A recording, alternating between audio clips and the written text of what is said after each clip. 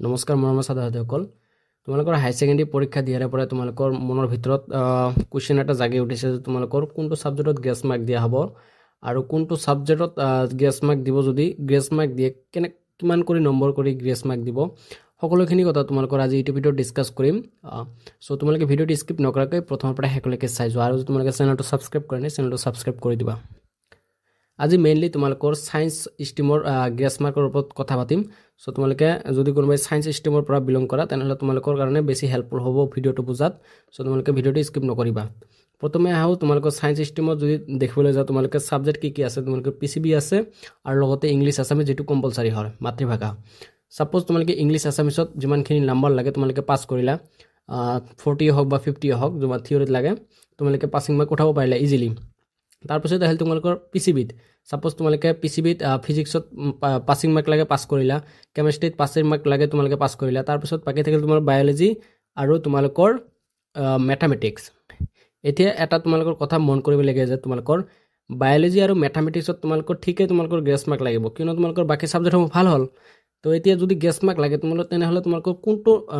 সাবজেক্টত তোমালোকৰ গ্ৰেছ মাৰ্কটো দি তোমালোকে এক্সামিনাৰ পাস কৰি দিব ইয়াতে তোমালোকৰ এটা কথা বুজিবলৈ বাকি আছে সেই কথাটো হল তোমালোকৰ যে যেটো সাবজেক্টত তোমালোকে বায়োলজি আৰু অকল মই তোমালোকক এক্সাম্পল হিচাপে কৈছো যে তোমালোকে বায়োলজি আৰু ম্যাথমেটিক্সৰ ভিতৰত যদি তোমালোকৰ সাবজেক্টত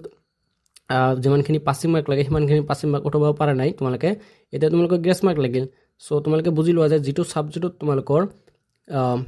মানে তোমালোকৰ যিমানখিনি নাম্বাৰ লাগে সাপোজ ধৰিলো তোমালোকে বায়োলজিত 21 লাগে তোমালোকে পাস কৰিবলৈ আৰু ম্যাথমেটিক্সত 30 লাগে এতিয়া যদি তোমালোকে বায়োলজিত 19 পোৱা 21 এৰ ভিতৰত আৰু ম্যাথমেটিক্সত যদি তোমালোকে 30 এৰ ভিতৰত 20 পোৱা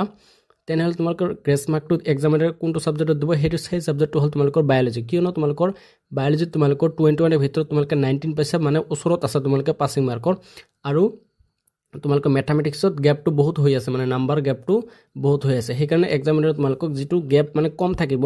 নাম্বাৰৰ হেতু সাবজেক্টত তোমালোকৰ পাসিং মাৰ্ক পাবলৈ মানে তোমালোকৰ গ্ৰেছ মাৰ্কটো তাতে এড কৰি দিব সো এড কৰি দি তোমালোকক পাস কৰাই দিব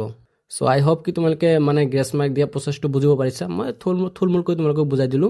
সো কিবা ডাউট থাকিলে তোমালোকে কমেন্ট সেকশনত জনাবা আৰু তোমালোকৰ অকল তোমালোকৰ এটো ক্ষেত্ৰত তোমালোকৰ মানে সায়েন্সৰ ক্ষেত্ৰত অকল পিসিবিৰ ক্ষেত্ৰত তোমালোকৰ এনেকুৱা ধৰণৰ হ'ব